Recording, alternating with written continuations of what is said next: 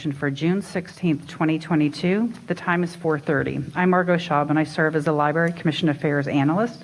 This meeting is being held in hybrid format, with the meeting occurring in person in the main Library Crete Auditorium and available to view or listen to on WebEx. Public comment will be taken both in person and remotely by video or call-in for each item on the agenda.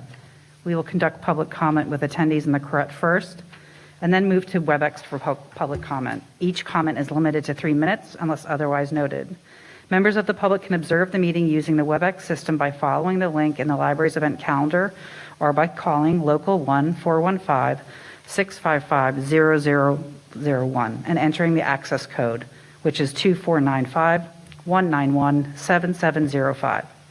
Attendees wishing to offer public comment virtually should raise their hand when public comment for that item is called. To make public comment when connected by phone, please raise your hand by dialing *3 to be added to the remote queue for the agenda item you intend to comment on. Individuals joining by WebEx should click the raise hand button and the lower right-hand portion of the participant panel to be added to the queue. Bill Kolb from Media Service Operations will facilitate this meeting and assist in moderating WebEx virtual public comment. Mr. Kolb will call upon WebEx attendees by name or by caller number to prompt each attendee who wishes to provide public comment. If we experience any technical issues with WebEx, we will recess and try to address the issue.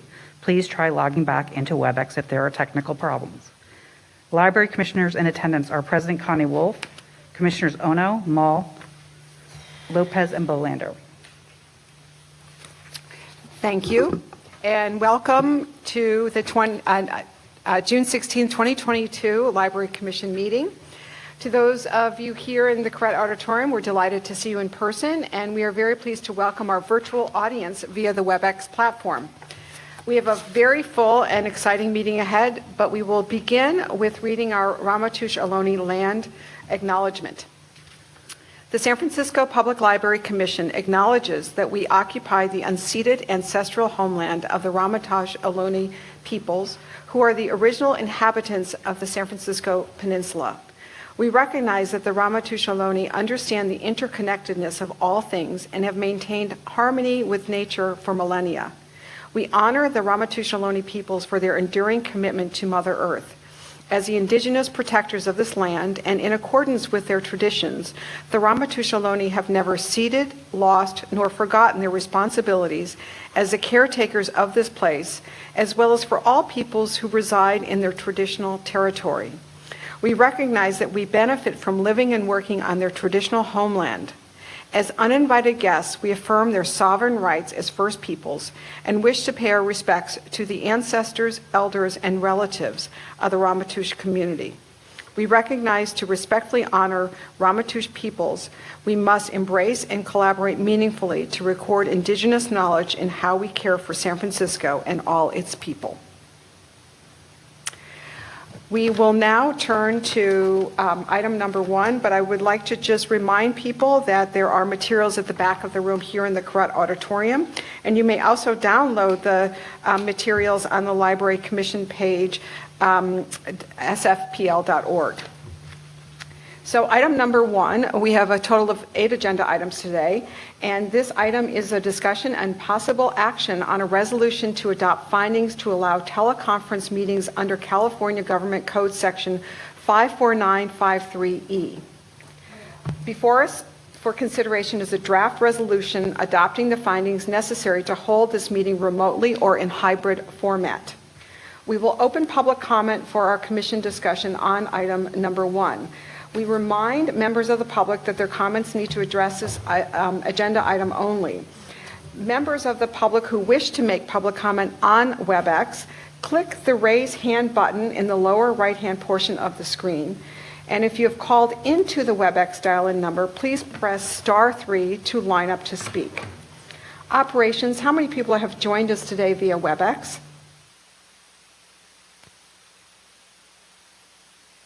Madam President, at present there are 3 virtual participants. Thank you. We will begin with public comment from members of the public present here in Crete, and then take public comment from members of the public observing or listening through WebEx. Public comment is now open here in Crete.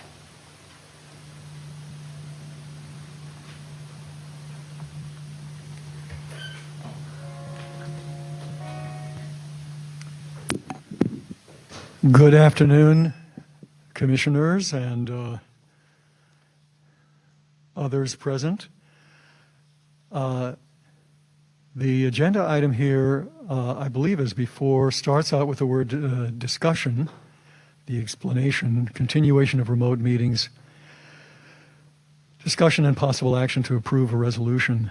I don't know that I have any objection right now to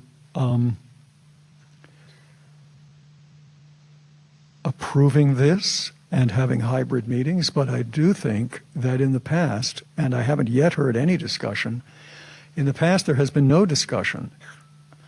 I think that remote meetings are grossly inferior in many respects to real in-person meetings and actually fail in a number of ways to meet basic open government requirements. That's a whole nother subject that I think might be discussed, but I think that certainly parents and guardians of children are particularly concerned with the deficiencies of remote meetings, particularly as they apply to their own children. I think there's a tendency for people to not want to grumble or complain or notice problems with remote meetings, especially because they do allow some level of public participation during COVID when things were closed down for serious health risks. But I think that people are much more willing to talk about protecting their own children against the deficiencies of remote meetings in a variety of ways. Of course, for kids, that's not necessarily a public meeting. But the deficiencies certainly apply to public meetings. On one of your pages, it says, as described above, the state of California and the city remain in a state of emergency due to COVID-19 pandemic. At this meeting, the Library Commission has considered the circumstances of the state of emergency. I'm not sure that there is a state of emergency, but I'm certainly sure that everything is opening up and that real meetings like the opening of restaurants, the opening of stadiums, the openings of demonstrations in public, all kinds of public gatherings are now allowed, even without a mask being mandatory. And I think you need to actually discuss what the actual circumstances on the ground are before you make a decision on this. Thanks very much. Thank you. Are there any further comments, public comments here in Correct Auditorium? Seeing there is no additional public comment in Correct, we will turn to public comment through WebEx. The operations team will moderate the virtual public comment. Operations, if there are any commenters in the remote queue, please begin to put commenters through. Madam President, there are no commenters in the queue at this time. Pause momentarily to allow people to join the queue. Madam President, there are still no commenters in the queue. Thank you. Hearing no further requests for comment, public comment is now closed, and we now move to the commission discussion on and action on item number 1. Would someone like to make a motion to adopt findings to allow teleconference meetings? I'd like to make a motion to adopt the resolution. Commissioner Ono, is there a second? I'll second it. This is Commissioner Wardell-Garrett. Thank you. I'm not supposed to push it. You're supposed to leave it as is. Exactly, just, yes. We have a motion from Commissioner Ono and a second from Commissioner Wardell-Garrett to approve this resolution. For the record, I just want to say that Commissioner Wardell-Garrett is in the correct with us, and I will now take the roll call. Commissioners, please say aye or no when I call your name. President Wolf? Aye. Commissioner Mall? Aye. Commissioner Lopez? Aye. Commissioner Bolander? Aye. The motion passes unanimously. We will now move to item number 2, general public comment. And again, we will begin with public comment from members here present in Correct Auditorium, and then take public comment from members of the public observing and listening via WebEx. General public comment is now open here in Correct.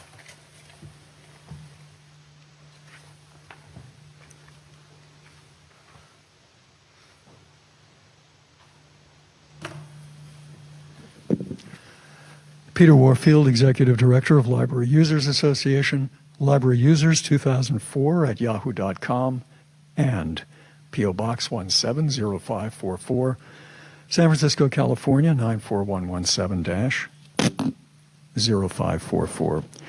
I have a number of items to bring up. The Ocean View Branch Library renovation has gone from a renovation of a small library to a gigantic project full of real estate possibilities, 20,000 square feet and a regional library. That's not to say that there's anything wrong with that, but it's certainly a transformation that didn't seem to be where things were headed previously. The price has also gone up apparently from 25 to 35 to now $40 million. There's no clarity where that's coming from. I have expressed concern about the library's increasing emphasis, advertising, frankly, and provision of services through the internet, and even advertising toxic and very problematic platforms like Facebook, Instagram, Twitter, and YouTube, without any particular reason at all. Get social, it says in the top right corner of this month's at the library, and you're drawing people into a privacy-breaking and toxic environment. I have repeatedly spoken about the testimony at the Senate in fairly recent months, saying that this was particularly problematic for kids, teenagers, and especially teenage girls. There is no sign that the library is warning people about any of that other than actually drawing them in. I did want to say about the Ocean View Library that there's a serious problem of safety from heavy traffic moving very fast right on the border of the now proposed site. The discriminatory nature of the library's offerings when they are more and more becoming virtual, and in many cases exclusively virtual, is really quite shocking, and the library's disinterest in basically evening what you might call the digital divide. You're abandoning books, you're abandoning the ability of people to participate, for example, in virtual programs by telephone without the privacy issues that are there for participation by computer. The library isn't even telling people that they can participate by telephone. That's discriminatory for those who don't have the access from home. Thanks very much. Thank you, Mr. Warfield. Are there any further comments here in Koret Auditorium? Seeing there is no additional public comment in Koret, we now turn to general public comment through WebEx. Members of the public who wish to make general public comment on WebEx, click the raise hand button on the lower right-hand portion of the screen. If you have called into the WebEx dial-in number, please press *3 to line up to speak. Operations, if there are any commenters in the remote queue, please begin to put the commenters through. Madam President, there are no commenters in the queue at this time. I'll wait momentarily to allow commenters to join the queue. Madam President, there's one commenter in the queue. Please proceed. Glenn, your 3 minutes begins now.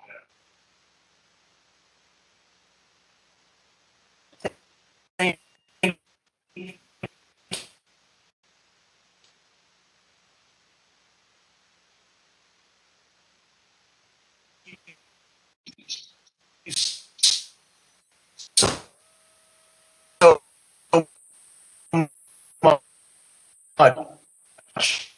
And I want to say hello to the uh, library commissioners. Thank you for having me be able.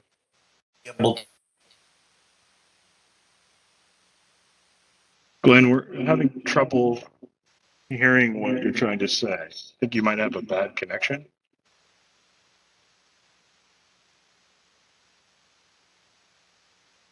You could try logging off and logging back in.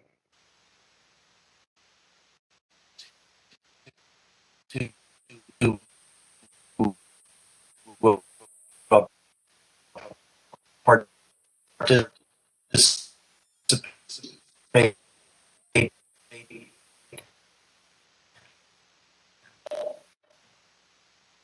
uh, mobilely.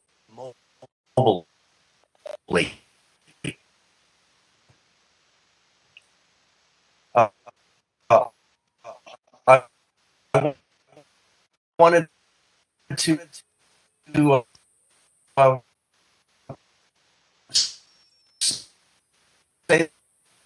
that I sent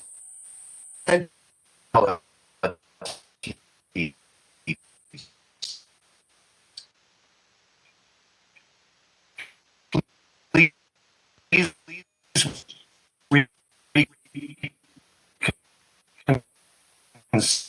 consider thank you sincerely, Jennifer.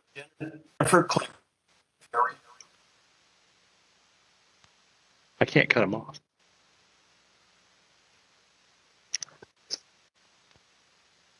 Madam President, at this time, there are no additional commenters in the queue. Thank you. For the last person who participated via WebEx, we were not able to hear your full comments, and we encourage you to send them into the library, and we will have a chance, they will be distributed to us. So if you have things you would like to relate to us, please be sure to do that, and we will be sure that we read them. So thank you very much for your comments and your understanding, but we welcome the chance to hear them. Hearing no further comments, no further requests for comments, general public comment is now closed. We will now move on to item number 3, which is a discussion and possible action to approve the commission bylaws update. I turn the meeting over to City Librarian Michael Lambert. Thank you, President Wolf. Good afternoon, Commissioners. Library staff appreciates this opportunity to present a prospective amendment to the Library Commission's bylaws this evening. This discussion and potential action by the Commission follows last month's progress report regarding the library's Racial Equity Action Plan. Returning this evening is the library's Racial Equity Manager, Naomi Jelks, who will be delivering this presentation. Naomi? Thank you, Michael. Good evening. I'm Naomi Jelks, the Racial Equity Manager, and I'm going to present on Library Commission bylaw updates. Bylaws are a set of rules by which a municipality conducts its business. Bylaws tend to govern activities such as meetings, votes, record-taking, and budgeting. So as part of our racial equity work under boards and commissions, the Racial Equity Plan, section 7.1.1 reads, review and revise bylaws and rules of order to create other commission procedures to include inclusive language and to align with the department's Racial Equity Action Plan. To date, the Library Commission, in terms of the process where it stands, y'all have worked with the Racial Equity Committee, drafted new bylaws to include racial equity language, cleaned up and added some modern language. This Deputy City Attorney reviewed and provided additional changes to the document. And please note that the SFPL Commission bylaws were last amended December 7th, 2006. The racial equity language we're looking to insert, Article 2 Mission Statement, Section 2 Racial Equity. The San Francisco Public Library is committed to advancing racial equity for our workforce and community. SFPL will actively engage in anti-racist practices, programs, and collection development in carrying out the library's the library's mission. The action that's requested of you all is to adopt the proposed amended bylaws to incorporate inclusive language and align with the library's racial equity action plan. Thank you.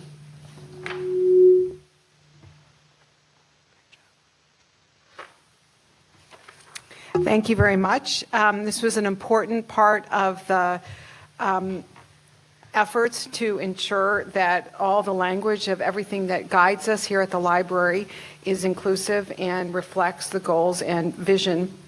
Thank you very much, Naomi, for your efforts. You haven't been in this job very long, and you've already been doing quite a bit. We will now open this up for public discussion before we have a commission discussion and consideration of a vote. We will begin with public comment here in Corrette and then move to our WebEx guests. So public comment is now open in Corrette.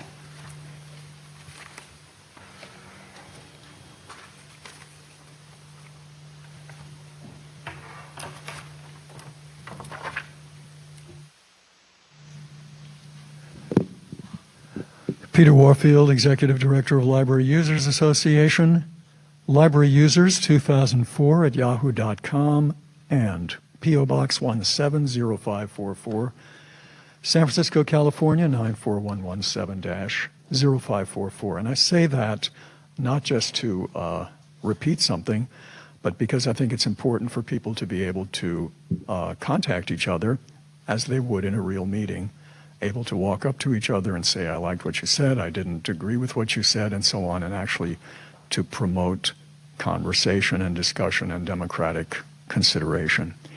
I'm very disappointed that the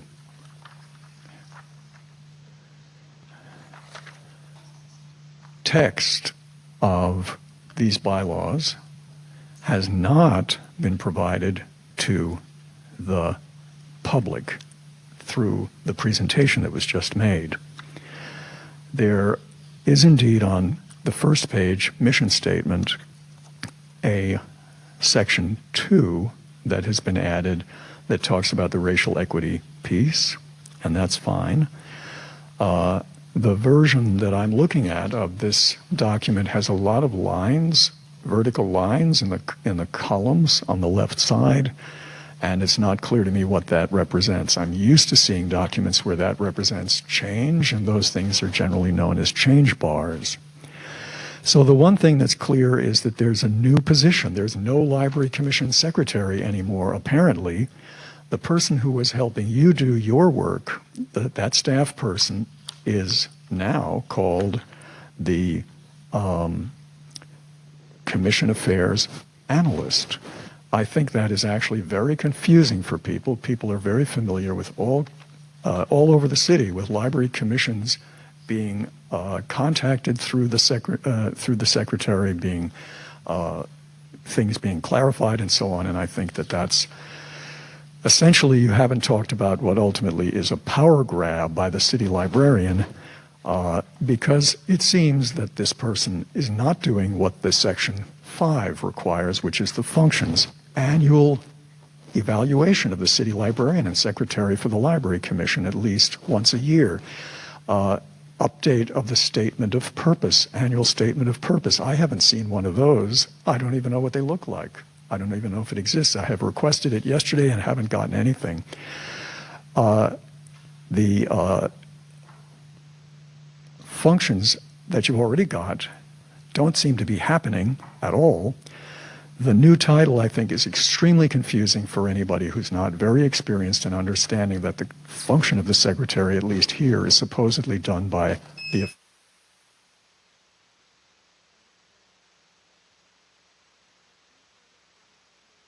auditorium on this item. Seeing there's no further comment here in Corrette, I will now turn it over to see if we have any public comment through WebEx. Members of the public who wish to make general public comment on WebEx, please click the raise hand button in the lower right-hand portion of the screen. If you've called into WebEx dial-in number, please press *3 to line up to speak. Operations, are there any commenters in the queue? And if so, please begin to put them through. Madam President, at this time, there are no commenters in the queue. Pause momentarily to allow people to join the queue.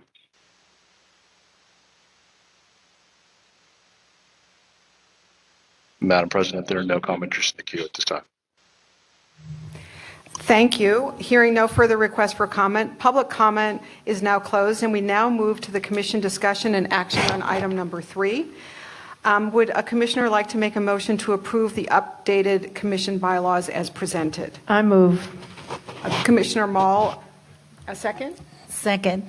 Commissioner Lopez, we have a motion from Commissioner Mall and a second from Commissioner Lopez to approve the commission bylaws changes. Commissioners, please say aye or no when I call your name. President Wolf. Aye. Commissioner Ono. Aye. Commissioner Wardell Giarduzzi. Aye. Commissioner Bolander. Aye. The motion passes unanimously. Thank you very much to the staff for making this possible. We appreciate your efforts. We will now move on to item number 4, discussion on the strategic planning process. This is an update item and will ultimately lead to some very exciting and very important planning and vision for the library for its future. So we turn with great excitement to City Librarian Michael Lambert for an update. Thank you, President Wolf. Commissioners, for this agenda item, I'm going to discuss a reboot of the library's plan to engage with our staff and the community in the coming fiscal year and beyond to develop a comprehensive new strategic plan. You may recall last August when we brought to you our intention to embark on a process last fall to play out in the current fiscal year. That process was terminated for convenience. The timing proved not to be optimal, and the organization was still navigating the challenges with the pandemic and reopening. Here we are now, almost a year later, and I feel much more confident in the organization's capacity and the community's readiness to engage and think about the future of the San Francisco Public Library in a meaningful way. Our hope is that this new strategic plan will act as our institutional North Star as the library moves into a post-pandemic San Francisco, where so many of our most vulnerable citizens remain in need of personal literacy and lifelong learning, educational support for children in school, in need of economic development assistance for small businesses and individuals seeking work, in need of social services to find the right program or resource. The library wants to remain ahead of those and other needs while positioning ourselves to foster community success and help people live their best lives. And of course, using a racial equity lens to do so. Over the next year and likely into fiscal year 24, the library plans to embark on a robust planning process, and we welcome the Commission's input on what outcomes you would like to see from this effort. So first, let's talk about what a strategic plan is. At its core, a strategic plan is a roadmap to identify departmental goals, strategies to achieve those goals, and measures of performance and accountability to evaluate our progress along the way. The process culminates in an organizational governing document that includes the following: the library's mission statement and vision, strategic priorities and organizational values, goals and objectives, and key performance indicators. To help us navigate this work, the library will be hiring an expert strategic planning consultant and to guide us through the process of planning, engagement, and plan development. Next, let's briefly discuss some of the building blocks the library already has in place as we embark on this effort. You see our mission statement here, which has stood the test of time, but it's now in need of a timely audit as we consider charting a bold new vision for San Francisco Public Library. Luckily, we have a number of existing strategic planning building blocks from which we can draw. We have a 5-year strategic plan that was enacted in 2016 and culminated last year. And this was developed at the request of the mayor's office at the time. We have our racial equity action plan, which encompasses a phase 1 focused on internal programs and policies. We also have our annual strategic priorities, which dual as the commission statement of purpose to inform goals and the annual budget process. Here's a little more background on each of those building blocks. The previous 5-year strategic plan was done at the request of the late Mayor Ed Lee's administration, and it was a much quicker and less engaged process because the turnaround time was very short. Library leadership unilaterally developed this plan. What we're planning to begin next year will be much more robust in terms of outreach and engagement with our staff as well as our community. You can see that some of the achievements of the strategic plan are listed here, including expansion to full 7-day service at all neighborhood libraries and progress on our branch capital projects. We've reported on the Racial Equity Action Plan here at Commission previously, but as a reminder of that work to date, we've completed a full staff survey that provided us data and information about areas for improvement, and we submitted our Phase 1 progress report to the Office of Racial Equity this spring. We're anticipating Phase 2 of the plan to begin development in the coming fiscal year, and we'll definitely seek to align that work with our new strategic planning effort.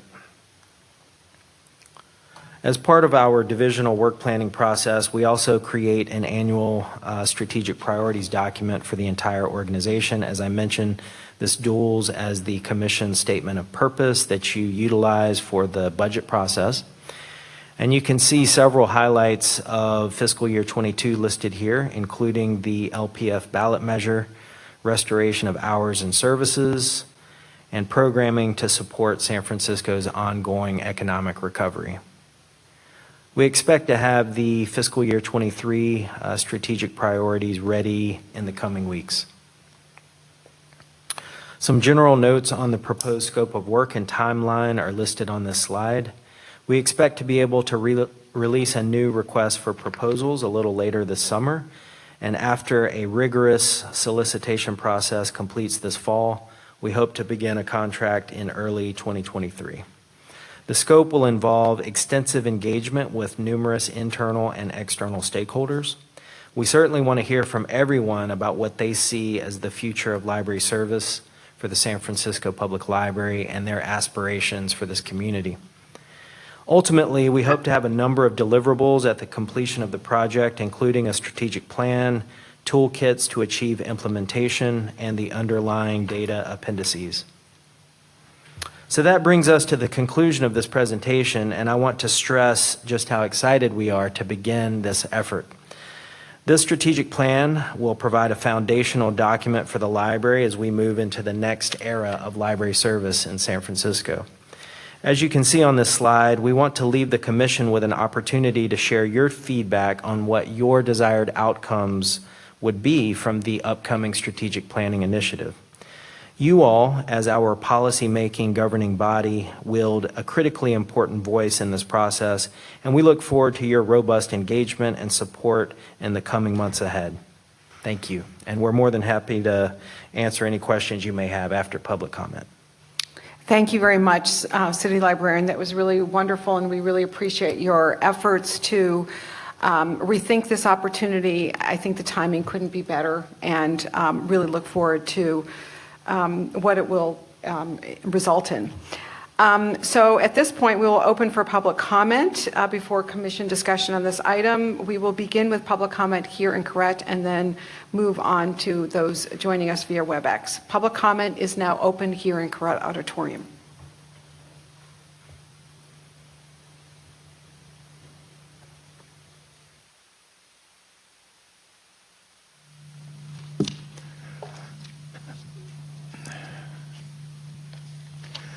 Peter Warfield, Executive Director, Library Users Association, Library Users 2004 at yahoo.com, and P.O. Box 170544, San Francisco, California 94117-0544.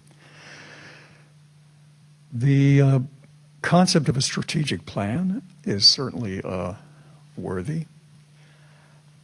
I am very concerned at the outsourcing of some portion of this and some core portion of this to an outside agency. I think a strategic plan is quintessentially something that the library itself and the Library Commission in particular should be very, very intimately involved with and directing. I'm not saying that's impossible if you have professional assistance, but I'm very concerned that that puts a whole layer of what I would consider to be mumbo jumbo and guidance, quote unquote. What does the Library Commission want for the library? What do library users want for the library? One of the things that I think is pretty shocking is we hear all about racial equity, and that's great. It's good. But something I have talked about, you seem to ignore completely. And in fact, you are abandoning the vulnerable populations that your third paragraph here in this memorandum is talking about. When you more and more put material in virtual only formats, including book titles. I'm seeing more and more book titles that are now just virtual. And if you don't have access, and that means the poorer people, racial minorities, older people, disabled people, and so on, those are the ones that you're discriminating against because they have the least access to home computers and internet access. And I would like to see the very simple measure for the public of, for example, with virtual programs, just telling them that they're available to be participated in by telephone. And yet the library won't lift a finger to do publicity for those folks who only can connect in that way by landline telephone. And it's just ignoring this. And that's not racial equity. So I'd like to certainly see that as a major part of a strategic plan, and that's not to abandon the vulnerable populations who have less access to the technology that the virtual world is imposing more and more, and including at the library. Thank you. Thank you, Mr. Warfield. Are there any further public comments here in Corrett Auditorium? Seeing that there are no further comments here in Corrett, we will now move to public comment via WebEx. Just a reminder, members of the public who wish to join the general public comment on this item via WebEx, click the raise hand button in the lower right-hand portion of the screen. If you've called into the WebEx dial-in number, please press *3 to line up to speak. Operations, if there are any commenters in the remote queue, please begin to put the commenters through. Madam President, there is one commenter in the queue. I'll put her through now. Naima, your 3 minutes begins now. Hi, good afternoon, commissioners and City Librarian Lambert. This is Naima Dean from the Western Addition Branch Library. Thank you for your presentation on the upcoming strategic plan and for revealing the plans to include the racial equity work that has been done by the committee and trying to create a more inclusive environment in our work space. My question really is just in terms of selecting this consultant that was mentioned.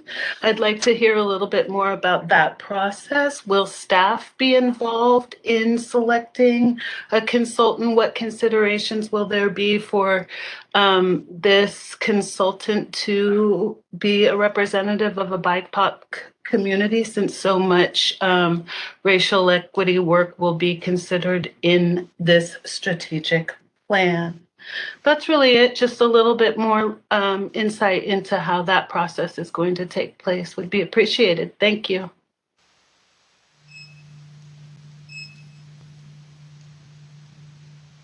Madam President, at this time, there are no additional commenters in the queue. Thank you. Hearing that there are no additional commenters in the queue, we will now turn this to public comment is now closed, and we now move to commission discussion on this item. I just want to preface this by saying thank you to the staff for your preparation on this, for your dedication and commitment to creating this strategic plan, for making it as equitable and accessible and visionary as possible. It is a huge opportunity, And I know that I don't always like to speak for my fellow commissioners, but I will say I know we are all eager to participate in whatever way we can and to lend a voice to ensure its success, not only in its creation, but its implementation, because it's only as good as it is implemented. The past has revealed that the strategic plan was a great tool, and we are at such a different moment than those years ago. It's amazing how far we've come and how far we have to go and the opportunities we have. So thank you for that. I offer opportunity for anyone to make a comment. Commissioner Bolander? Thank you. Michael, for that presentation. A couple of things I just wanted to mention. First off, I do this for a living, so it is extremely important to pick, obviously, a good consultant, as well as make that process as open and transparent as possible with all considerations for how we're going to move forward. One comment I'd like to make is, since the Library Preservation Fund, knock on wood, will be approved, that's a 25-year fund cycle. So what I would like to see is this plan encompass the next 25 years. And I know that seems a little bit like bold and out there. Like, yeah, look at her. I was going to say 100 years, but that's just the way it works, right? But obviously with kind of 5-year chunks of check-ins and KPIs that make that. Because one of the things I'd love to see is when I'm old and gray and walk here in the next 25 years that, hey, this is what we did with the last 25 years. This is the milestones. Of course, this is easier to approve. So that's my only comment. I'm really looking forward to seeing the process. As I just said, I do this for a living, so I know what to look forward to. So I will be keenly looking at things that would be red flags for me as well. So thanks. Thank you. Thank you, Commissioner. That's great, Commissioner Bolander. Any other further comments? Commissioner Wardell-Garaducci? Thank you so much for this presentation on the strategic planning process. I have a couple of comments and question. You see that there's already fiscal year 22 strategic priorities, and you can see that the fiscal year 23 strategic priorities will be published in July 2022. Can you talk a little bit about just the difference between the strategic priorities versus a strategic plan?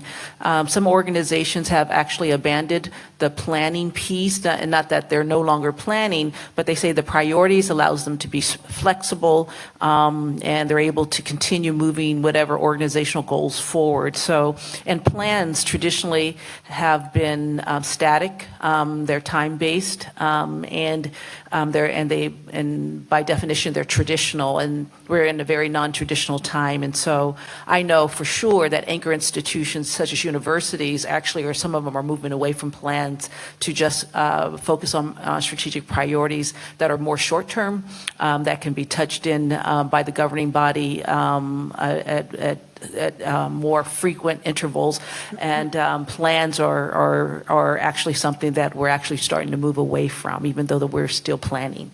And so just wanted to kind of talk about, and that's only because of the marketplace and the external drivers. And so it's not something that we plan to do, it's something we felt that if we're going to continue to be nimble and respond to the issues of our time, that plans were not necessarily the way to do so, or it's a more traditional way. So if you could talk a little bit about that, if you had that conversation yet, the kind of the difference between strategic priority setting versus strategic plan, or are those ultimately overlapping documents?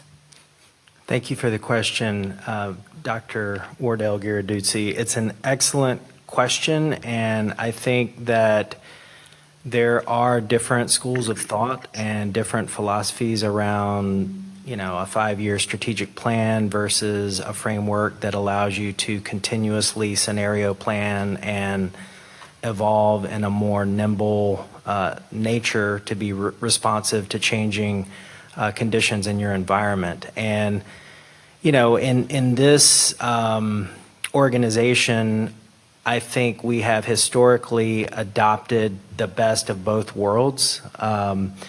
If you look back prior to the strategic plan that lasted from 2016 to 2021, we did have a framework of strategic priorities, and many of them we still carry forward to this day.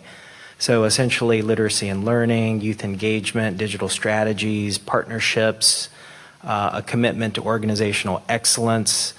These have been our pillars for as long as I've been here, and they actually predate me as well. But if you look closely at the strategic plan, there were very discrete goals that represented those pillars. And if you look at the strategic priorities that we're still operating under, we have, evolved and adopted new strategic priorities in response to the Commission's feedback.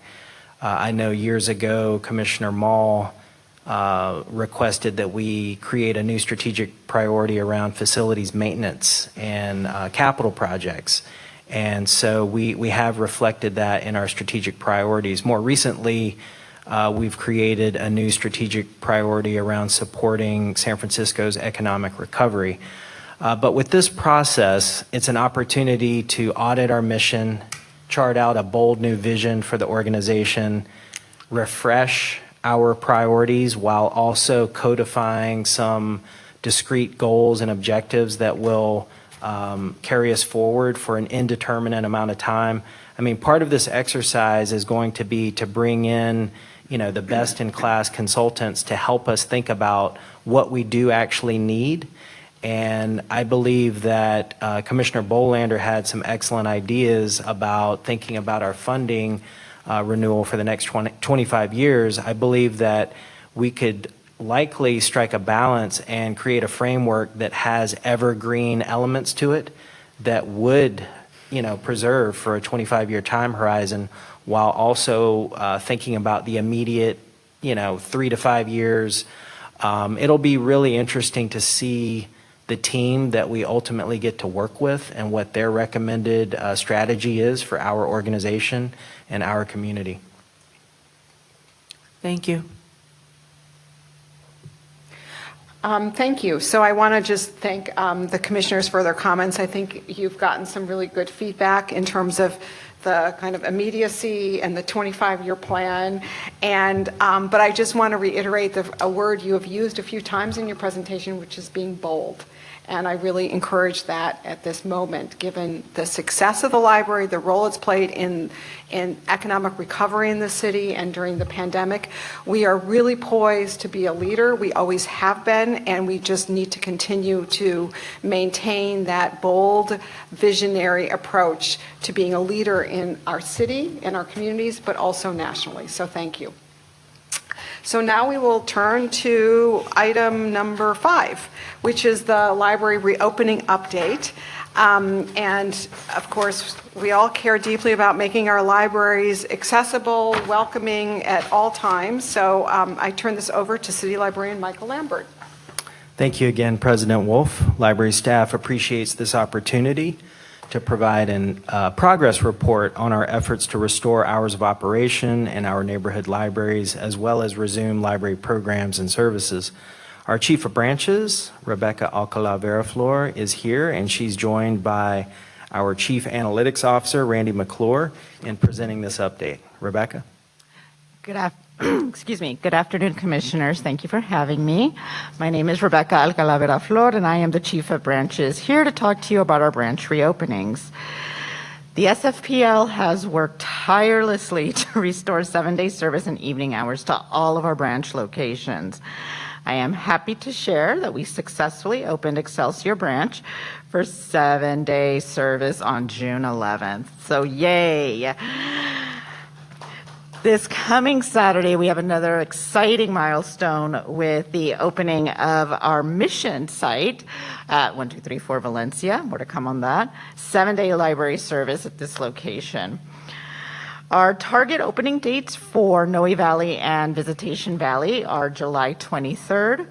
And at this time, we are looking towards late July, August to restore service, 7-day service at the Glen Park and Ingleside branches.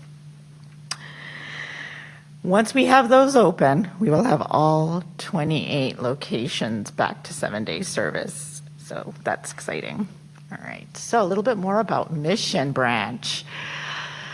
1234 Valencia. I just love saying it. It's so easy to remember and say. It opens June 18th, 2022. Here are our hours, the hours of service for the public. So we have Monday 10 to 6, Tuesday, Wednesday, Thursday 10 to 8, Friday 1 to 6, Saturday 10 to 6, and Sunday 1 to 5. We'll be restoring 55 hours of service at this location. All right. So I want to give you a little bit of a sneak peek. The site was temporarily the yoga tree house. I think you saw on the previous slide, it had the yoga tree house right there. You can barely see above the window. And so we've had a lot of work to do to change it into a library. And our colleagues in facilities, library IT, and our sibling colleague in the Department of Public Works have been just phenomenal in setting up this space. So I wanted to just little something you could see right now of what's been going on. So what you see here on the left side is in the first photo, that's actually where our circulation services is going to be. So checking in, checking out, welcoming the patrons who come through the front doors. The middle picture is actually our reading room. So this is where patrons will be able to browse the collection, use our public PC, whether it's a desktop or a kiosk laptop. They'll be able to engage with our librarians for any of their informational needs, and they'll be able to use our public printer, scanner, copier. The last photo that you see there is one of 2 staff office areas. So it's kind of where the magic happens behind the scenes. So we'll have one for our reference librarians who will be, doing all of the planning, programming, committee work, all of the many things that make the library what it is. And in the other room, the other magic is happening with our book processing, the materials handling piece of it. So a lot is going to happen in this little building. Let's see. I also want to share that library programs are back. So in addition to the restoring of our hours, we're bringing back programs, have been bringing back programs, and wanted to show you just a few pictures of the fun that we've had since being back in business. A few of these photos are from our Asian American Hawaiian Pacific Islander month. So we've got lion dancers, taiko drummers, our flying angels. We also have in the bottom corner photo a story time at Mission Bay Library in their courtyard. We usually get an attendance of 50 people, surpasses what we can do in the branch. So it's great. And then in the upper right-hand corner, that picture was actually taken, I believe, in November for our Pokemon Community Day, which took place, this is at Richmond, but it also took place at Parkside, and with the help of our colleagues in community programs and partnerships, and in partnership with Supervisor Walton's Chief of Staff, Natalie Gee, we're planning for another one coming in July at 2 branches. So just some of the fun that we're having, and I hope you can join us. And yeah, that's pretty much my presentation on bringing our libraries back. I'm going to hand it over to my colleague, Randy McClure.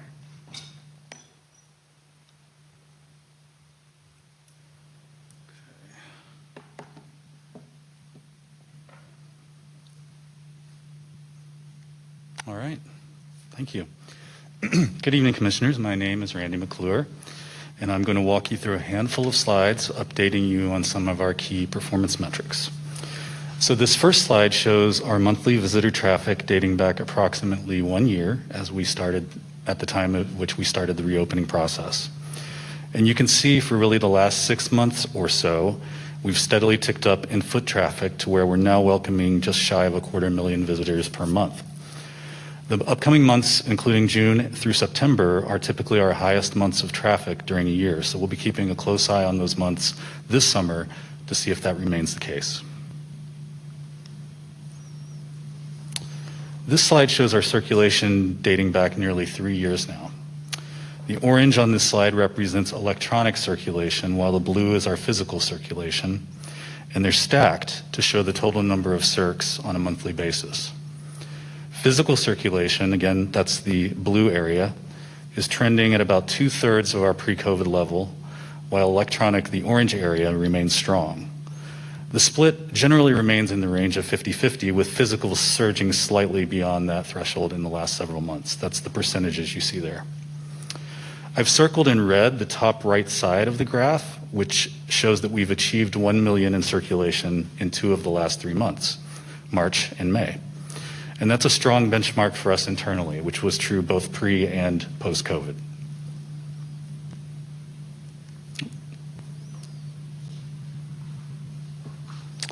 So looking a little more closely at physical circulation, you can see, similar to visits in the first slide, the last 3 months have been our best 3 months since reopening.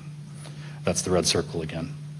Physical circulation correlates very, very strongly with foot traffic for natural reasons. So again, we're hopeful to see that this kind of circulation will continue to rise during the summer months as they're upcoming.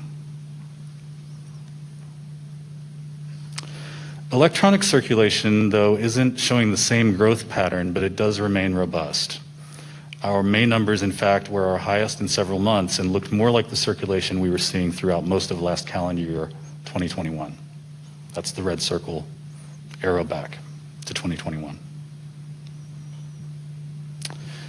Moving over to public access computing, you can see the moving average here, which shows that it has been strong for the last 4 to 5 months, but it has plateaued after growing for much of the last year. With respect to Wi-Fi usage, however, we've experienced a 50% increase over the first 5 months of 2022. More people have devices than they used to, and they're using them, and they're coming to the library to use them. So you've seen a version of this slide previously as we're tracking what we call patron recovery about every 3 months. There's obviously a lot going on with this slide, so I've circled on the right side the 2 areas of which I want to call your attention. First, among our pre-COVID active patrons, there were approximately 250,000 of those folks in March of 2020. We've recovered 64% of them. That's nearly 2/3. That number is what you see on the lower side of the right hand. When you add new patrons that we've picked up since March of 2020, in addition to folks who had library cards long before COVID ever started and came back, so they were inactive during the year before COVID, but they've since come back to circulate materials with us, you now see that we're at a point where comparing unique numbers of active patrons, we're at 92% of where we were a little over 2 years ago. And that's the red circle at the top right of the bar. The caveat to this, of course, is that the mixture of patron type has changed since 2020 for us. Most of the new patrons and most of the folks who have come back who were previously inactive are now exclusively using electronic resources. And that's represented in the far right bar by the dark blue and the light purple portions of that bar. So what this ultimately means for us is that although we are certainly recovering, our mixture of patron type has changed. A substantial portion of our physical-only users prior to COVID, about 88,000 of those patrons, have not returned. Now, whether they've moved away from the area, whether they've been disrupted by commuting patterns into and out of the city, whether there are some other factors at play here, and we always have people churning in and out anyway, a lot of that is hard for us to know. But what we do know is that we are recovering a healthy portion of our users through both new patrons as well as previously inactive patrons, in addition to the folks we've been able to hang on to. The main difference being that many, if not most of those new patrons are electronic users only. So with that, I'll conclude my portion of the presentation, and of course I'll remain available for any questions about this data. Thank you, Randy. And I'll just say briefly, I am so proud of this team, this entire organization. It's been an incredibly hard slog to get back to this point, and we're still slogging through it. We're in the process of filling over 24 librarian positions in the coming weeks, and we're going to see more foot traffic coming back as we restore more of the programming that people enjoy. We just started doing story times again in person last month, and we still have a ways to go to scale those back to pre-COVID levels. So I feel really good about where we're at and where we're going. Thank you. Wonderful. Thank you so much for that great presentation.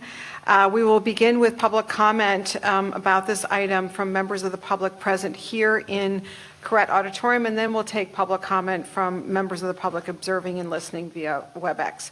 So public comment is now open here in Correct Auditorium.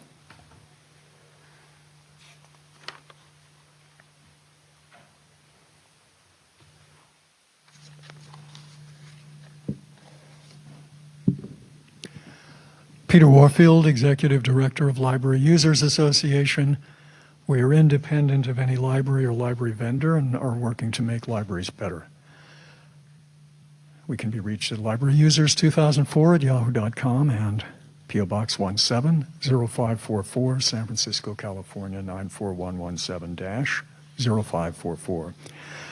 Of course, we're always happy that there are more openings and that there seems to be a temporary site.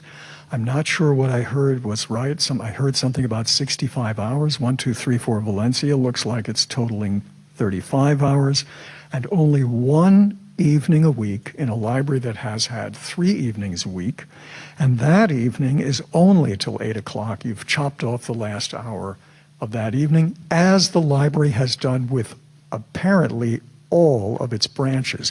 This is a degraded service, and you've got a lot of people with 1 job, 2 jobs, 3 jobs that need to come to the library on evenings and weekends. Your surveys have always shown that's the most popular additional time that people want, and you're not giving it to them, and you're not even talking about it.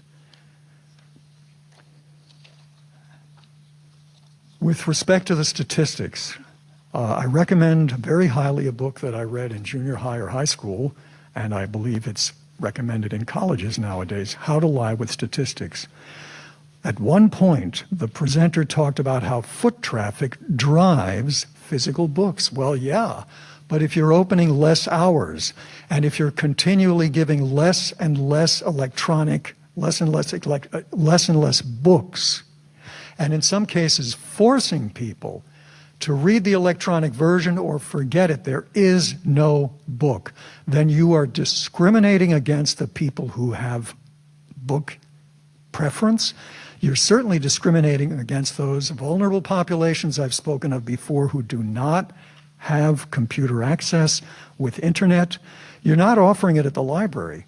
The normal thing at headquarters of any place is you go to the big headquarters, especially the main, and you should be able to see and access everything. The library doesn't have Kindles for the stuff that's available only on Kindle.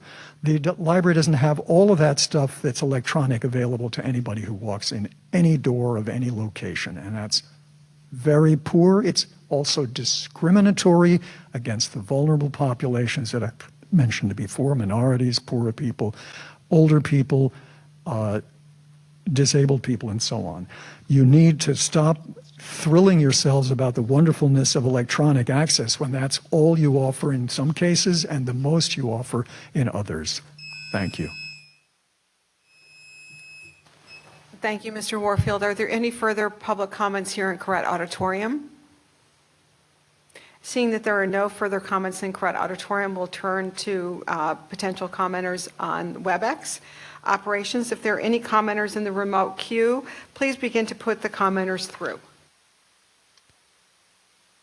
Madam President, there are no commenters in the queue at this time. I'll pause momentarily to allow commenters to join the queue. Madam President, there are no commenters in the queue. Thank you, operations. We now move to, now public comment is now closed, and we move now to commission discussion on item number 5. And I know both Rebecca and Randy are available to answer any questions that the commissioners may have. And I'm going to turn to my left to see if Commissioner Bolander wants to launch this discussion. I'm going to defer to for now. Okay, Commissioner Wardell Garducci, please offer your comments and questions. Thank you, Madam President. So a couple of things I just want to say. Thank you to both of you for a very good presentation. And I can't wait to see what the 1, 2, 3, 4 Valencia. I can just tell that it's just going to be a lovely community hub. And I know it's only for a period of time, but boy, isn't it pretty wonderful.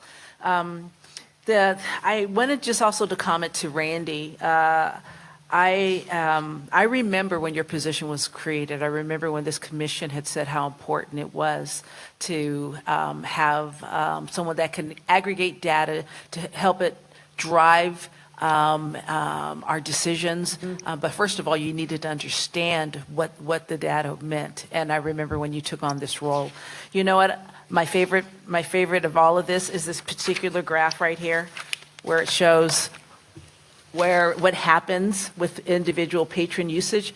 I think that is such a strong visual representation for any person. And it could be a policymakers like we are, but it could be for anyone to be able to understand very complex patterns. And I just want to say thank you to Michael for investing in this team. And I want to thank you for the work that you're doing to help us understand where the opportunities lie, where the gaps are, where we need to put our resources, and to also understand how the changing nature through the pandemic, because we're still in it, will continue to change the usage of our patrons. As they are moving, the world is moving. Some people are moving in, some people are moving out. So there's a lot of movement happening, and this helps us understand that. So thank you. Thank you, Commissioner Wardell Garducci. Any further comments from commissioners? Yeah. Commissioner Bolander? You know me, I love data and graphs, so I just wanted to thank the analytics team for doing this. This just makes the job a lot easier, and just always impressed with what you guys do. And the only question I have regarding this is the general on, your favorite graph. Do we know what the typical churn is per year? If you could just say that, because I kind of want to get a context on this 28% number, because it seems pretty high. Yeah, that's my favorite. Yes, sir. We track that monthly, and this is pre-COVID data. Unfortunately, because things have been so chaotic the last 2 years as far as that's concerned. But we were churning about 5 to 7% of our patrons monthly out. So that means no activity for us as we define it within the past year. Okay. But there are different definitions on what an active user is. We in RSA tend to define it as 1 year because that makes sense for how we define it, but the California State Library defines it as 3 years because that's how long most library cards are actually for. Oh, okay. So there's kind of two different ways to look at that. The way we handle that is folks can be inactive for more than a year, sometimes 2 years or even close to 3 years, and come back to us, which is what I was referencing earlier, where we factor that in. So if you do factor that in, that 5 to 7% that churn out, it's honestly about pretty equal where they're coming back in after a long delay of being away. Okay. Again, pre-COVID data, we definitely want to take a look at this with the post-COVID data once things settle down as far as our usage. Yeah, because now we got to believe that this is probably unprecedented amount of people leaving that we don't know why. So yeah, maybe there's some additional digging to do in, but yeah, thank you. Sure. Commissioner Lopez. First of all, thank you for this report. It's great. I'm excited as well for the Valencia Library.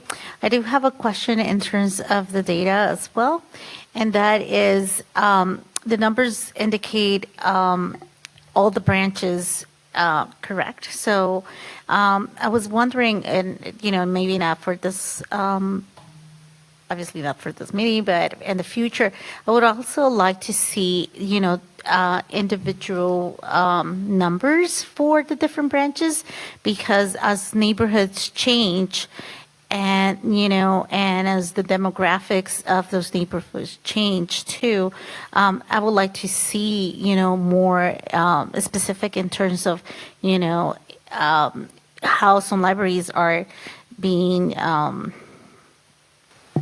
used more frequently. And then probably, going back to our mission in terms of equity and, like see how we might find other ways to support and encourage the usage. And then, so just as a request. Thank you. Thanks, Commissioner Lopez. That's a great idea because we can think about whether there's more marketing and targeting to do to really connect to those communities and make those usage increase. So appreciate that, and I'm sure Randy will do his magic and at some meeting in the near future.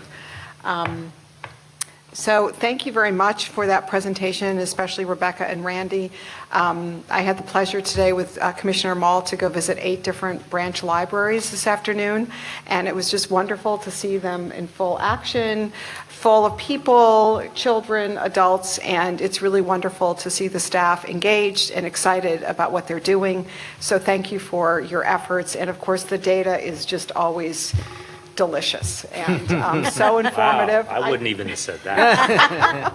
I love it. I just think it is so important to move us forward. I'm going to steal that. Okay, you're allowed. Thank you. So thank you. We will now end our discussion on item number 5 and move to item number 6, which is always a favorite, which is the City Librarian's Report. So again, we welcome comments from City Librarian Michael Lambert and other members of the team. Thank you, President Wolf. We have a number of reports this evening, and I'm pleased to introduce our first presenter. Lynn Davidson is the manager of our Fisher Children's Center, and she has a report on our annual Effie Lee Morris Lecture.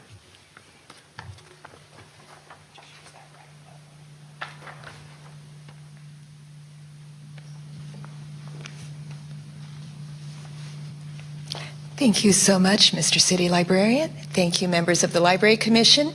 Thank you, members of the public. I am so honored and pleased to be before you tonight to discuss one of my very favorite events of the year, the Effie Lee Morris Lecture.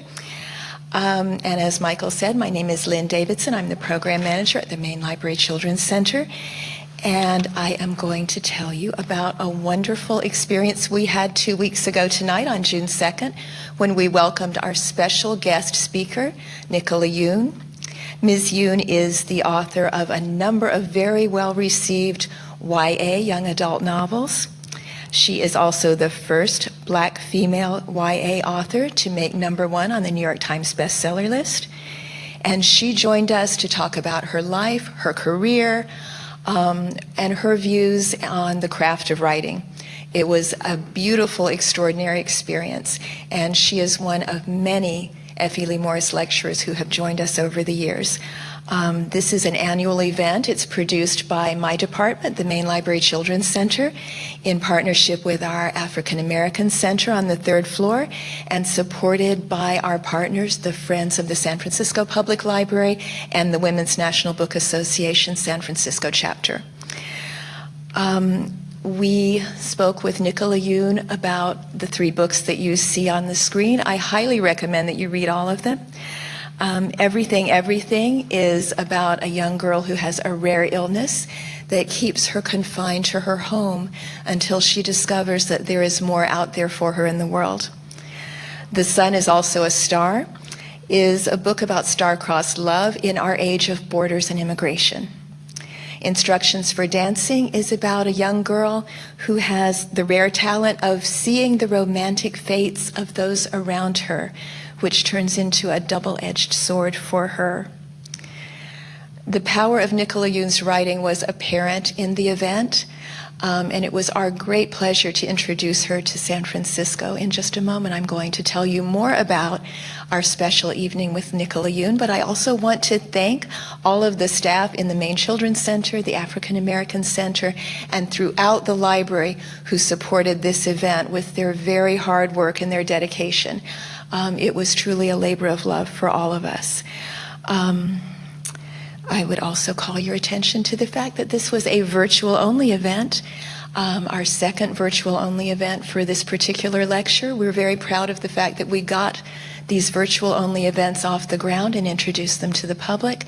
We are looking forward public health conditions permitting, to having an in-person or hybrid event for the Effie Lee Morris Lecture in the next incarnation next year. So now you're looking at a picture of the great Effie Lee Morris herself, and we don't want to forget that most events and lectures are named for a person. This particular person had my job before me. She was the first coordinator of children's services at the San Francisco Public Library. She was a leader in promoting diversity, equity, and inclusion, which we call today DEI, and in Effie Lee Morris's day, there probably wasn't even a name for these efforts. She worked extremely hard and with passion and focus to open up worlds of reading and literacy to underserved communities, especially to communities of color, to youth of color, to underserved youth, and to youth with disabilities. So this lecture, as well as the Effie Lee Morris Historical and Research Collection in Children's Literature, honors her legacy every year. I especially want to call to your attention an article written by my colleague, Shauna Sherman, who is the program manager at the African American Center and who was my co-host for the event. Shauna has done in-depth research into the legacy of Effie Lee Morris, and she has written an article entitled Effie Lee Morris, Advocate for Children, Advocate for Self-Care. It appeared in the publication Libraries, Culture, History, and Society, Volume 6, Number 1 in 2022. I would love to call all of your attention to that piece by my colleague Shauna Sherman. Speaking of the Effie Lee Morris Lecture, it was instituted in 1997 as a way of honoring Ms. Morris and her legacy, and presenters, our special guest authors and illustrators of works for youth, have included Alma Flor Ada, Lawrence Yep, and a completely diverse group of authors and illustrators every year who share their creativity with us. Our most recent speakers have included Gigi Morales, Chris Rashka, Christian Robinson, Gary Soto, Shane Evans, Renee Watson, Isabel Campoy, Jason Reynolds, and the late, great Jerry Pinkney. We are extremely proud of this event. We are extremely grateful for the library's continuing support of this event. And I may say that it is the most fun event of the year. So we would love to have your continued support, your continued presence, and your continued effort in helping us make Effie Lee Morris's name and the name of the lecture of public interest to everyone in our community. And a little more about this year's lecture. It was my pleasure to co-host an In Conversation event with Nicola Yoon with my friend and colleague Connie Lynn, who is an SFPL teen librarian. Connie and I had the pleasure of speaking with Nicola Yoon about her work, where she focused on her own story. As an immigrant, she came to the United States from Jamaica with her family at the age of 11. Many of her works are based on that experience. She talked to us about loving yourself, your community, and your family with your whole heart, finding your place in the world, finding a place to be yourself, all of which are of primary concern to our youth. And these are issues that we as children's and youth librarians hold near and dear to our hearts and want to continue to promote among all of our youth in our community. I will share with you just a few quotes and paraphrases from Ms. Yoon's words to us. She said, "Art reveals true life, but it isn't real life." She said she loves her characters, even the bad ones. And I asked her why that was, and she said it's because the job of a writer is to tell the truth, that stereotypes are actually a failure of the writer's craft. She said the villain in the story is rarely a villain in their own mind, asking us to reflect that each of us has a place and a story and a viewpoint to reflect from. When I asked her about censorship of her work and the works of others, her work that she knows of has not been censored, but the works of other young adult authors has been, as we know, in both high school, community, and public libraries throughout the country. She said, censorship is not protecting our youth. She said, don't you think they need more help from those of us who have lived longer in navigating the challenges that they face for the first time, that we have already faced? There needs to be someone there, she said, who can say to our youth, you've got this. And through her work, through her conversation with us, Through her presence as a member of the writing community, Nicola Yoon showed us the path towards hope and healing for our youth, for ourselves, and for our community. And so I want to thank you once again for your support for the library through these very difficult times. We are coming back better than ever. Thank you so much to our city librarian for his constant support of this and all of our youth events, and to all of you. Thank you very much. It was my pleasure to speak with you. Thank you so much, Lynn. We appreciate your passion and leadership so much, and so many good nuggets in there.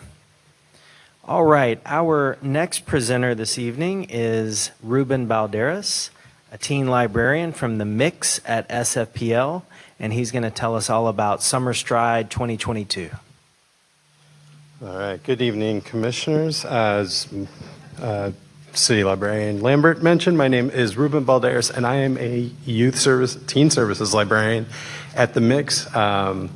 But just until recently, I was serving SFPL as the acting family engagement coordinator, which was a position in which I was able to help plan this year's Summer Stride program. And I'm representing our collective work to build every aspect of the library's largest and most expansive literacy campaign, Summer Stride. So Summer Stride is a proud partnership with many long-standing partners, whom you can see here on the slide. And I want to highlight that working with the San Francisco Human Rights Commission advances our racial equity goals to intentionally reach Black and brown youth and their service providers. I worked with Director Davis and a team of children's librarians to select culturally relevant books by BIPOC authors and illustrators for our second year of partnership with the Everybody Reads initiative. We have co-presented 2 workshops for service providers to youth, inspired by the Everybody Reads Summer Guide, with activities created by Director Davis, and distributed 1,500 kits consisting of art supplies and copies of the selected books to the target audience of youth. This year, our engagement with San Francisco Unified School District involved the creation of a new edition of our annual book list, which was included with the Summer Stride activity tracker, and these were mailed to every San Francisco Unified student, so it's nearly 60,000 students in the city, and students also received an email providing information on their Scholar Card account and any Summer Stride activities that were happening this year. New this year, K through 5 students received a free book to get a jump on reading before summer vacation, as well as a bookmark with an invitation to come to their local library to receive another free book. I want to thank the teacher librarians at SFUSD for making this impactful partnership, and our Collections and Technical Services Department, credit to Sarah Stone and Sarah Kamiker for selecting titles for this book list, and Denise Schmidt and Shelley Cocking for ordering and direct shipping these books to the SFUSD sites.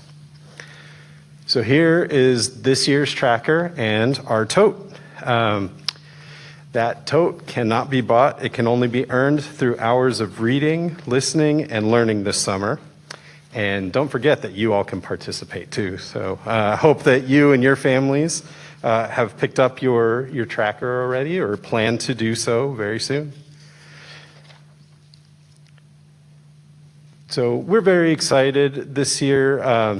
Summer's starting to look a little bit more like it did pre-pandemic. So this summer we are welcoming back in-person programming for all ages, including the return of presenters. And a little bit earlier, Rebecca was sharing about what we've seen in the branches so far, which is exciting.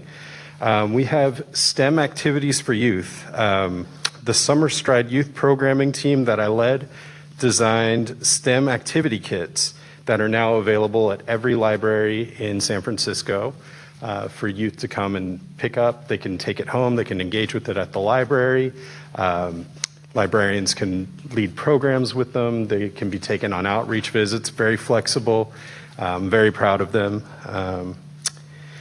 And this year's also our 7th year of partnership with the National Park Service, and we have resumed our field trips from libraries to national park sites. This Saturday, you can join us at Chrissy Field for a story walk and sketching workshop with Have You Ever Seen a Flower author and illustrator Sean Harris. He's there on that slide. And also this summer, we see the return of youth volunteers, including in-person components for the teen youth engaged in library learning or YELL program. So next, I want you all to meet our 2022 Summer Stride artist, Minnie Fan. She comes to us through our 9th year of partnership with Chronicle Books. You can find her art on 1,000 Muni cards, 100 transit shelters all around the city, and at an original art exhibit outside of our own main children's center here. You can tune in, if we've got some time tonight, to her program at 7 o'clock on SFPL's virtual library channel. And she's also going to be doing an in-person program at the Excelsior Branch Library next Wednesday, a Make Art program with Minnie Fan. So that's great.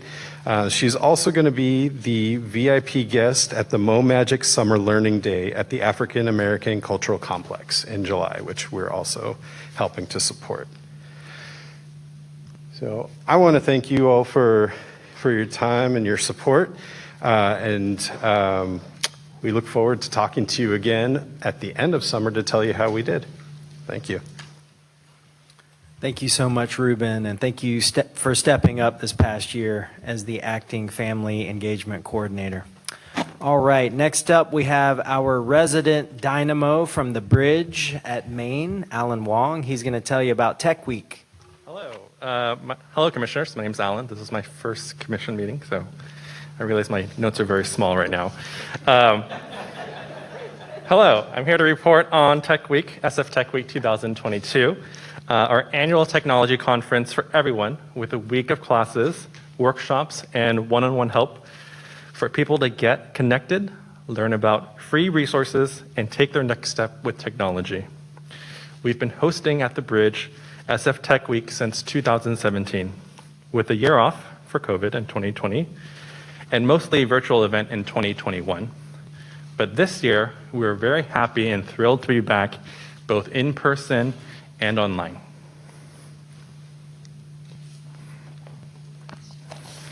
Let's see. Tech Week is a collaboration between the library and more than 20 community partners, including nonprofits, for-profits, and other city agencies. Tech Week partners help to plan and promote the event and offer their time and expertise to make it a reality. This year's scheduled featured 54 events on all 7 days of the second week in May. Tech Week events took place at 11 different locations, plus online, and help was offered in Cantonese, Mandarin, Spanish, Russian, and Vietnamese. One of our goals for the events is for all attendees to report that they have learned something useful and relevant for their lives. This year, we're proud to report that 96% of in-person attendees and 94% of virtual attendees told us that they've learned skills that will help them in their daily life.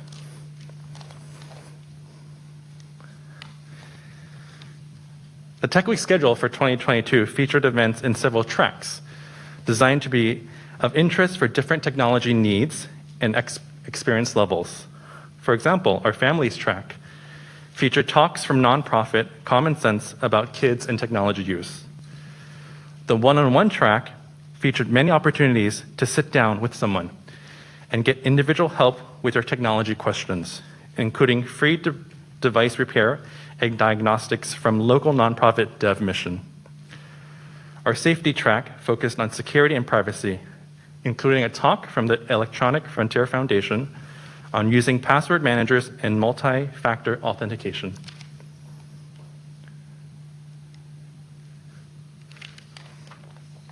And my final slide.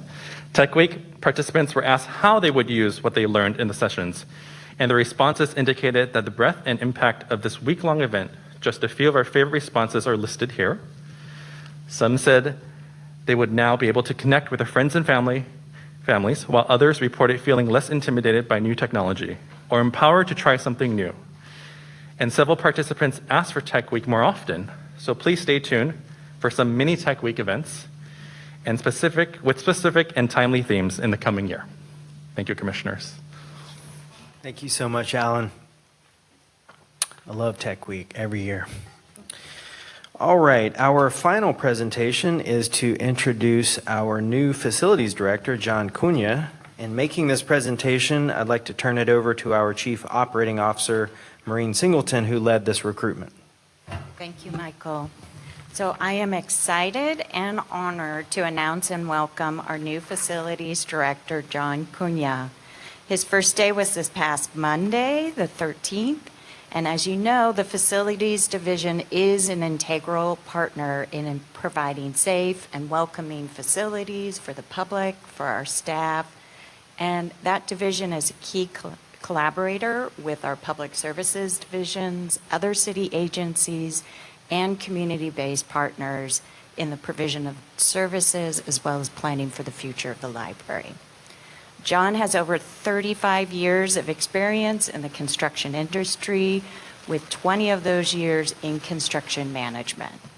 He began his career with the city in 2014 at the SFPUC, and then earned a promotion to Rec Park in 2017. He was always eager to take on more responsibilities, so soon he found himself managing different trades and leading many special projects. He helped lead the effort to organize and modernize the Rec Park trade shops as well as their structural maintenance yard. And after being introduced to the lean improvement process by the Controller's Office, he began an independent and deeper study of the ideas, culminating in a trip to Japan in 2019. So he said after experiencing in person how the Toyota Way is applied, he was convinced that this idea was how he wanted to live his life, both personally and professionally. John lives in Santa Rosa with his family and says he's pretty guilty of having far too many hobbies, which includes things like fly fishing, bonsai, and playing in a local band. He describes himself as a lifelong learner. He loves to discover new things and is always committed to asking why. John is a wonderful addition to our team, and we're excited to have him here.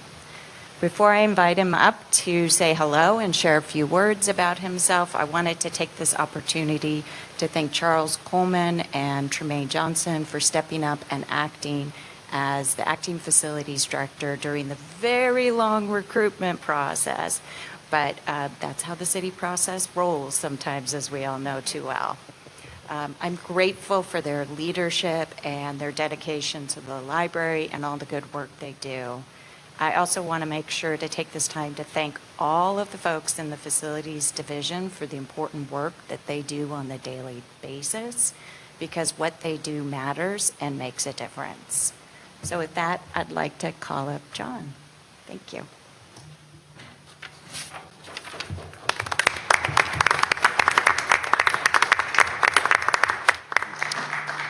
Thank you.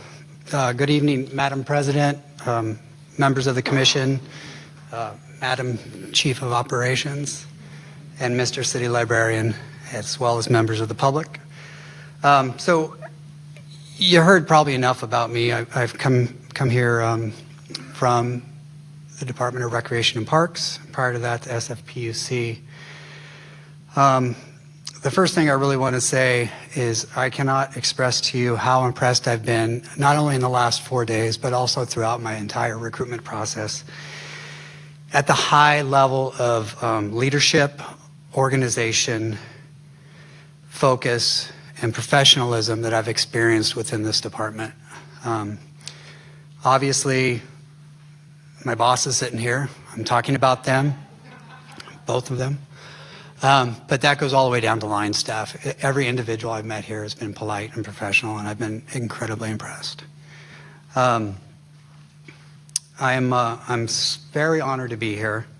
I'm excited to get to know all of you, and I'm looking forward to the challenge in front of me of doing really good work in this department for not only my coworkers, but also for the patrons of the library.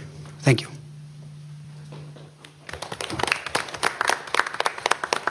Thank you so much, John. Thank you for saying yes. We are extremely fortunate to have you joining our library leadership team and our organization.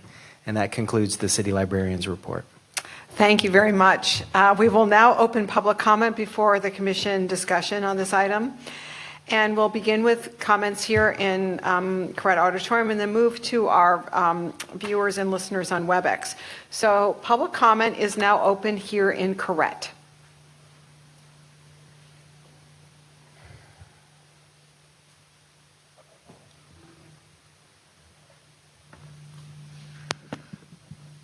Thank you. Peter Warfield, Executive Director, Library Users Association, Library Users 2004 at yahoo.com, and P.O. Box 170544, San Francisco, California, 94117-0544.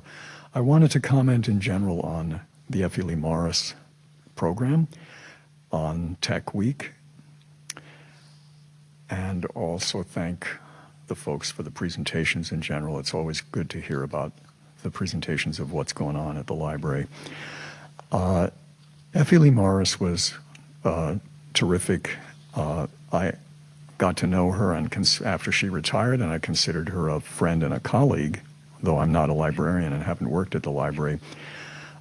She had some very excellent ideas, including she pushed for the fine-free system that the library has had since the 70s for more than 40 years for children. And that was kind of news to me because I had heard when I was a kid that whatever the 2 or 3 cents a day late fine was something that built character and made you learn responsibility. Effie Lee Morris, on the other hand, wanted to encourage reading, and she didn't want people to be scared that their book would cost them money that they might not be able to afford. I was able this time, because of making a noise about last year's virtual-only program with no access publicity by telephone, I did go by telephone this time, thanks to intervention by Michelle Jeffers. But I'm sorry to say there was no publicity about the availability of landline access that I could see anywhere. And when I dialed in, the system told me I was going to be basically muted the whole time. So I was basically getting second-class access. So that was a disappointment, and the whole program of virtual programs not having any publicity about landline access, I think, is awful and would be something very easy for the library to improve the equity of its access. Tech Week was sadly lacking with any kind of warnings about the socially negative impacts of automation, and especially on users. We heard from Frances Haugen in Senate testimony that Facebook is harming folks, and in particular kids, and in particular teenagers and teen girls. Nothing about that, almost nothing about that was available in the Tech Week programming, and I'm very disappointed about that as we see more and more of the issues and problems of tech in our society and on individuals. Thank you. Thank you, Mr. Warfield. Are there any further comments here in Corrett Auditorium? Seeing there's no additional public comment here, we turn to public comment through WebEx. Members of the public who wish to make general public comment on WebEx, click the raise hand button in the lower right-hand portion of the screen. If you've called into WebEx dial-in number, please press *3 to line up to speak. Operations, if there are any commenters in the remote queue, please begin to put the commenters through. Madam President, there are no commenters in the queue at this time. I'll pause for a moment to allow them to join the queue. Madam President, there are no commenters in the queue. Thank you. Hearing no further requests for comment, public comment is now closed, and we now move to commission discussion on item number 6, the City Librarian's report. I'd just like to begin to thank the presenters today, Lynn and Ruben, Alan. Alan, you were great for your first time, so we really welcome you back. And John, we're delighted to welcome you. Great presentations on the Effie Lee Morris Lecture Series, Summer Stride Tech Week, and of course, the really important task ahead for John as the new head of facilities. So I welcome any any comment from the commissioners. Otherwise, we will move on to, I just have a question. Yes, Commissioner Lopez. Thank you for all of the reports. It's always great to hear what is going on. I have a question for regarding the summer strike. Looking at the partnerships, I was wondering if you have considered working with the Youth Commission, the San Francisco Youth Commission, and or in the future, I think that they will be, a good asset and someone that can, a body that can provide, some feedback or some involvement. That's a great idea, and I know our Chief of Community Programs and Partnerships, she has all the connections, and I think she is also connected with the Youth Commission. We are connected with the Youth Commission, and they usually ask us to go present to them about summer at the starting of every summer. It's probably just an oversight that we left them off, but we definitely loop them into everything we're doing for Summer Stride. Thank you. So again, thank you, City Librarian Lambert. We always love this portion because we get to meet staff, hear the passion, see it, and learn all about the depth and breadth of what is happening here at the library, thanks to the incredible dedication of the team here. So now we move on to item number 7 on the agenda, which is discussion and possible action to approve the minutes of the May 19th, 2022 Library Commission meeting. We will open public comment before our commission discussion and possible action on this item. Again, we'll begin with public comment here in Correct and then move to WebEx. So public comment is now open here in Correct.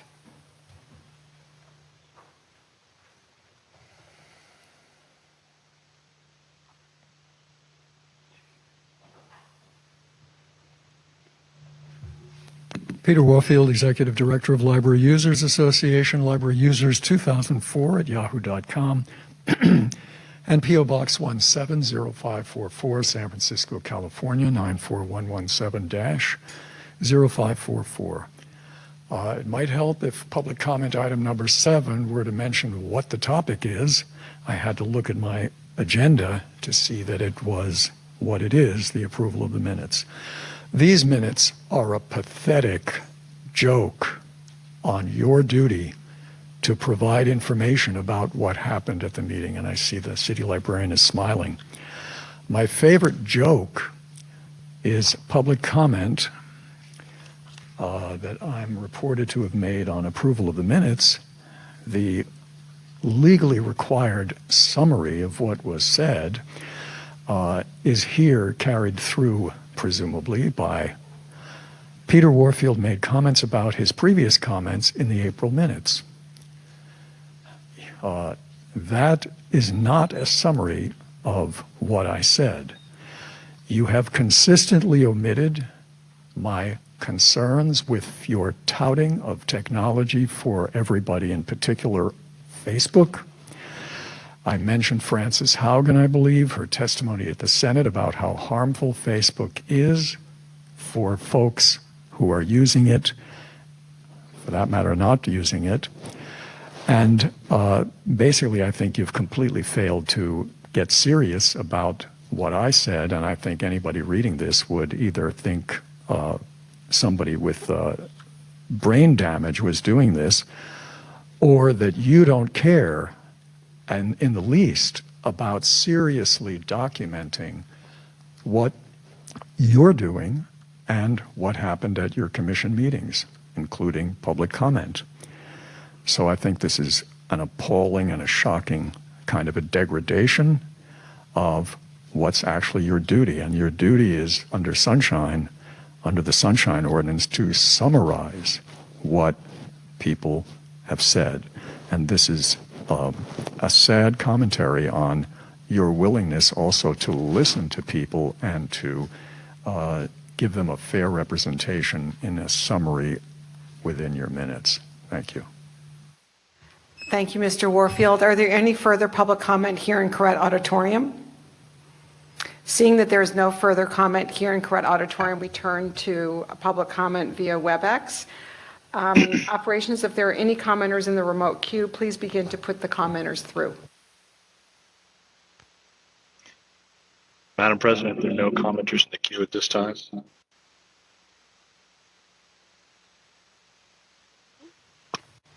Hearing no further requests for comment, public comment is now closed, and we now move to the commission discussion and action item on item number 7.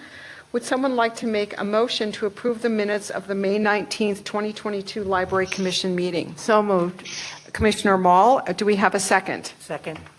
Commissioner Ono. So we have a motion from Commissioner Mall and a second from Commissioner Ono to approve the minutes from May 19, 2022 Library Commission meeting.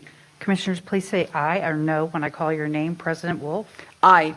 Commissioner Wardell Giraduzzi? Aye. Commissioner Lopez? Aye. Commissioner Bolander? Aye.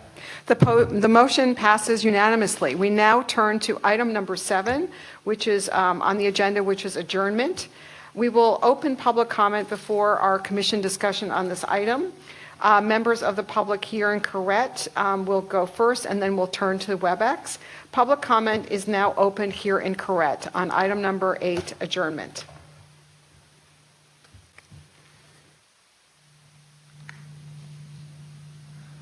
Peter Warfield, Executive Director of Library Users Association, Library Users 2004 at yahoo.com, and P.O. Box 170544, San Francisco, California 94117-0544. I've said it before, and I'll say it again. I think you should not adjourn until you insist on providing in your future minutes a section at pretty much at the end of the meeting for what you as commissioners would like to see on future agendas. You might, for example, talk about what one of the commissioners said, which was he'd like to see the strategic plan go for 25 or 100 years so that when he gets old and gray, he might be able to look pleasantly at what has happened.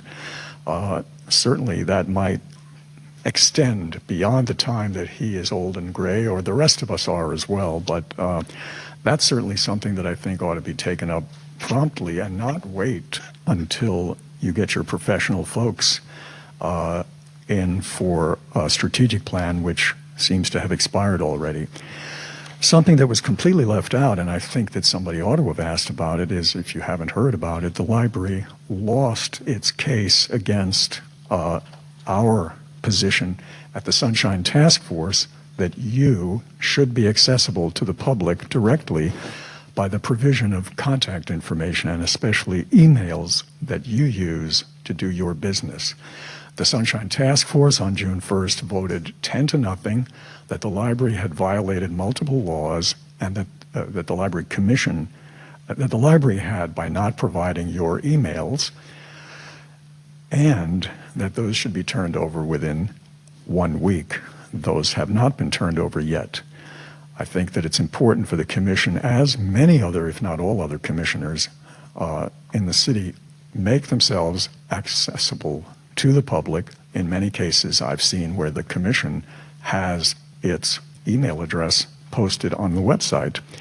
And the library, we heard, had provided at least the opportunity for you to have official city emails, yet supposedly nobody was using them. As far as I'm concerned, that's a way for the library to control access by people to you so that they have to see everything, they have to forward everything. We have sent you communications which were very time sensitive and which the library did not send to you as timely as if we had been able to send those to you directly. I certainly urge that you get city emails or in other ways make yourselves accessible to the public. Thanks very much. Thank you. Any further comment here in Correct Auditorium? Seeing there's no further comment here, we will turn to our WebEx participants. Operations, if there are any commenters in the remote queue, please begin to put them through. Madam President, there are no commenters in the remote queue. Thank you, Operations. Hearing no further requests for comment, public comment is now closed, and we now move to commission and discussion and action on item number 8, adjournment. Would someone like to make a motion to adjourn the meeting? So moved. Commissioner Wardell Garaducci has moved. I'll second.